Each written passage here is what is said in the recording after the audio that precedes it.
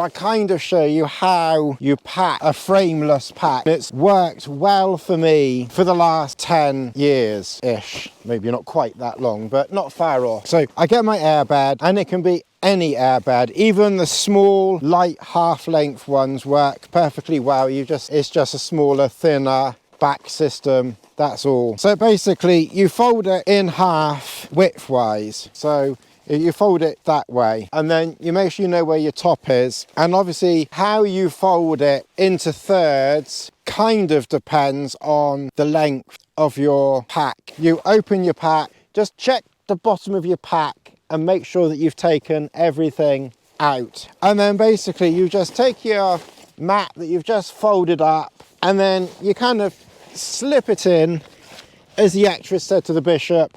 Now in this instance you can see that it's too long. You can see that's the back system there, and that's the length. So it's not very often that us men are told that that we're too long, but in this instance it's a bit long. So we just shorten it, put it back into a third, and then gently coax and slip and slide in. And even that's a little bit on the long side, as they say. So we'll just shorten it off. Again, this is actually a large mat. So in this instance, we're actually going to be doing the mat almost into quarters. So because it's a very long, full-length winter mat, that's why it needed folding into quarters almost. Normally I find I fold them into a third or something like that, but fold it to the length to your shoulder. There's no point in holding it much above your shoulder. You can fold it a bit above, but there's no point in going much above. So you can see the mat in there. Just make sure it's flat at the back. The bag that you've just put in goes on the left. I think I must be a lie on the left, man, but you can have it either side, whichever. Because I didn't bother putting my other night bits in that bag, I put it in this bag here and pushed all the way to the back. If you've got any little bits and bobs and things like that, like little fuel canisters that are left, and you might have a bit of a space down the bottom, then you could just shove those down there out the way, because you're never ever going to be needing those on the way back to the car. I might just leave those gloves out. That's my nighttime beanie hat, forgot to put that in. Torch, I'm going to keep that out because I'm not expecting it to get dark, but I am running a few minutes behind, so I will just leave that out. Let the air out of the pillow. I'm not realistically going to be needing my insulated jacket, so that can get packed away now. Just do a squeezy air out clip for you, and then you've got room down that side. Even though you don't have a frame in the pack, this is acting as your frame. So as you put things in, that is adding support. Hello, that is adding support. The next thing I'm going to put in is my power pack bag, which is this mighty thing here. I didn't eat 2 pasta meals last night. You basically just fill it up with all of your bits and bobs. Have a little look around you. I tend to put my cooking system in last, and you can at this stage see what's left. The phones will go in my pocket, toilet paper goes inside, drinking bottles outside. This will go outside. That fuel will go inside with that. Gloves will be wearing. Spare gloves I'll probably just chuck at the top as spare. Coat will be wearing. That's just a few more electrical things in there, like my night light for filming, neutral density filters, my old watch. I need to do a video on that one day. And then around here, we've got my weather station, my glasses, they can go in. One more lead, that can go in there. I forgot to put it somewhere else. Rubber gloves, that's for putting the shelter away if it's wet, and I don't think it will be. So you can see that we've actually put away inside 90% of everything that we need to pack. And whilst it rained the last few days, almost non-stop and windy, hopefully it won't be so bad now. Now, when you get near the top, you have to be a little bit more adaptive to how you put things in. So I'm going to put that in, take that out there a minute. So we're going to put that piece in. So we're going to put that piece in there. Then the weather station can go down in that gap down in there. So we're just going to put that down in there. Can't do it with one hand. My glasses, I'll keep my glasses out in case I need those. This weather bottle here can go in that gap there. There's plenty of room.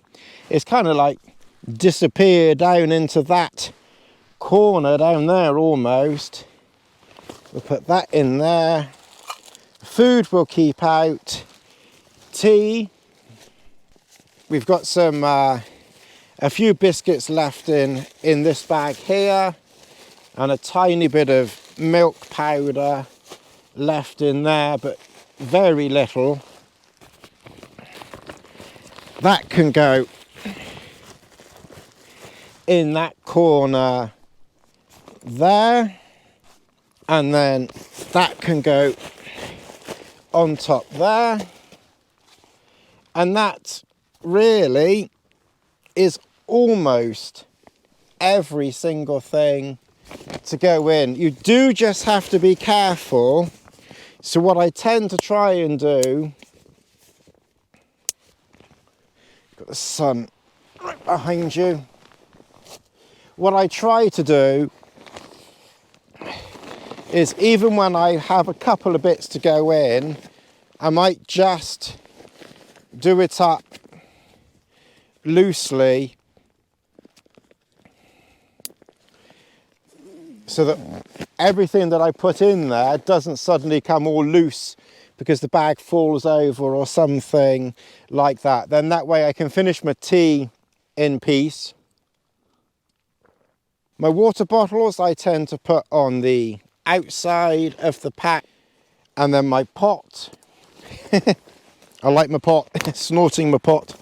And then my pot basically just goes in the top on one side there, the cup. But you kind of see it sort of, it all fits in. I can see I've left my toilet paper out and a wet wipe thing out, so that can just go in there like that. And because you're packing on your knee, that's why things can sometimes fall forward. But of course, that's one good thing with packing in a huge shelter like the Super Mid, because you can completely kneel, and if the weather was shocking, you can pretty much do every single thing in the shelter. So what I'm going to do is I'm just going to roll that loosely. We'll probably have to open it again, but just keep in the habit of keeping your lid on. Put the ground sheet into a stuff sack, and then that will go in the front. And I know some people put their tents and things like that inside their pack. Personally, I think it's better to put your tent in the outside of the pack, and then when you get into camp, you don't have to open your pack at all. You just take your tent from the outside pocket, put your tent up, and then if the weather is poor, you can get into the tent and no rain has got into your tent. That's just my thoughts on that one. And this is why I like the Super Mid in the winter so much. Yes, there are one or two limitations, but I am almost standing up. I have my pack here, so I can quite literally have my pack here, standing up, almost standing up. And of course, if the weather was shockingly poor outside, it wouldn't matter, because I can be doing this, putting in these last little bits, which so often we would be doing probably outside, not necessarily of course, but you know, I put my glasses in the top because realistically I won't need them. And that's it. Walking poles over there, Lass's thing there. That's it. There's nothing else to go in, and that will all go in the camera bag. Now, knowing me, I will find something else to go in. I always do. But that is effectively packed. And I've done that standing up without once leaving the shelter. And then that's my waterproof trousers in there. And then 2 stuff sacks. One for the shelter, one for the ground sheet.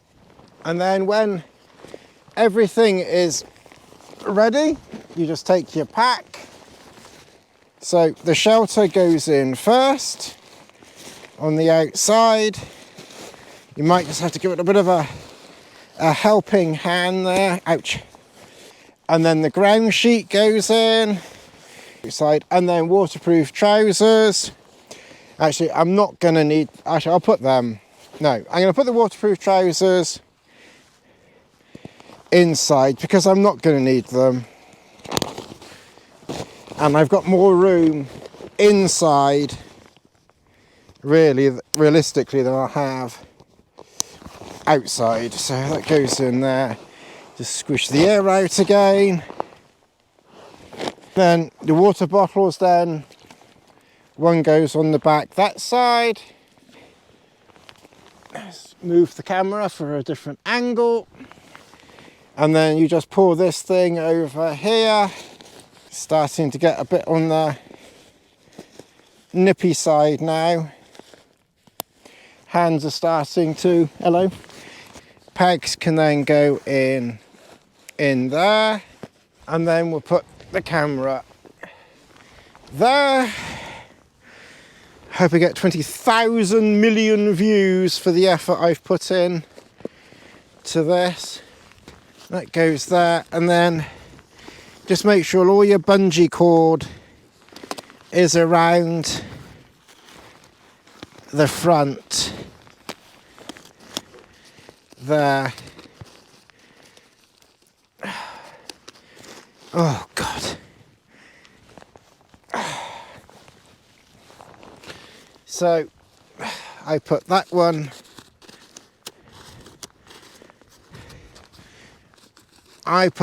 in first, down there, with that bit of bungee cord there. And then this one, let's put it that way round, can go down there. And then by putting it this way, if it does rain, the only rain that can get to it, which is still quite a lot, obviously, but it's just from the top. Whereas if you have it open, then rain can get in all the way down there. So you might find that little tip useful. This is obviously Lass's mat. And then the last thing to go on is the tripod. And then that just goes down there like that, and then there's a little tripod loop, close up of the little tripod loop, make it look like I put some effort in, down there. Oh, bloody hell. Poor mess now. How do you do this day in and day out? Bloody hell. Anyway, bloody exhausted. As always, subscribe, like, all that nonsense, and I'll see you again soon. Thanks for watching.